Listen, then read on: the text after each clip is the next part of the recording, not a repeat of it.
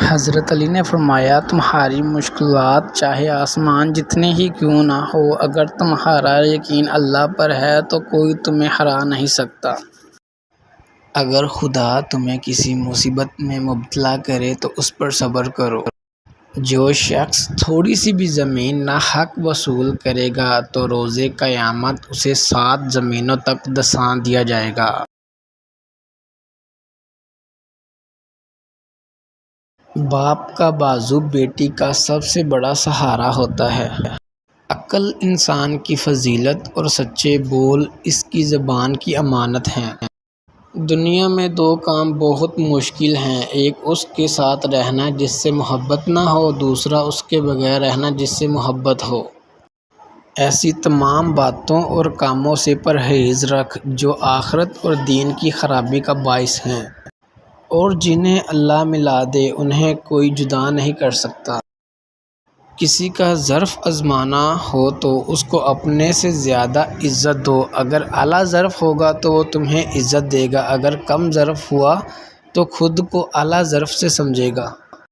قدر کرو ان کی جو تم سے بنا مطلب کی چاہت کرتے ہیں، دنیا میں خیال رکھنے والے کم اور تکلیف دینے والے زیادہ ہوتے ہیں۔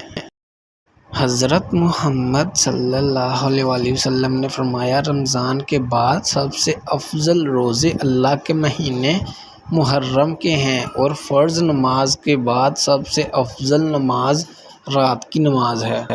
اپنی سوچوں کو پانی کے قطروں سے زیادہ شفاف رکھو، کیونکہ جس طرح قطروں سے دریا بنتا ہے اسی طرح سوچوں سے ایمان بنتا ہے۔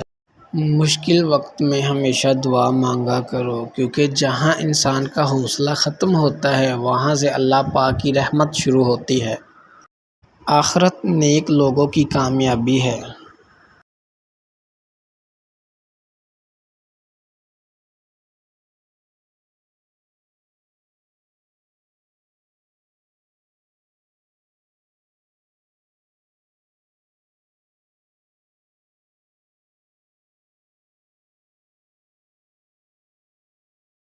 اور محبت پاک ہونے کی سب سے بڑی دلیل یہ ہے کہ جس سے تم محبت کرتے ہو اس سے نکاح کر لو۔